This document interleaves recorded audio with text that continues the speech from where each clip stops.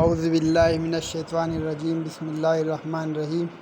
صحیح بخاری کی حدیث پاک ہے، رسول اللہ صلی اللہ علیہ وآلہ وسلم جمعہ کے دن خطبہ دے رہے تھے کہ ایک شخص آیا اور عرض کیا کہ یا رسول اللہ صلی اللہ علیہ وآلہ وسلم، پانی کا قحط پڑ گیا ہے، اللہ سے دعا کیجیے کہ ہمیں سیراب کر دے۔ آپ صلی اللہ علیہ وآلہ وسلم نے دعا کی اور بارش اس طرح شروع ہوئی کہ گھروں تک پہنچنا مشکل ہو گیا۔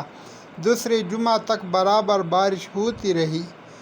انس رضی اللہ تعالیٰ عنہ نے کہا کہ پھر دوسرے جمعہ میں وہی شخص یا کوئی اور کھڑا ہوا اور عرض کیا کہ یا رسول اللہ صلی اللہ علیہ وآلہ وسلم، دعا کیجیے کہ اللہ تعالیٰ بارش کا رخ کسی اور طرف موڑ دے۔ رسول اللہ صلی اللہ علیہ وآلہ وسلم نے دعا فرمائی کہ اے اللہ، ہمارے ارد گرد بارش برسا، ہم پر نہ برسا۔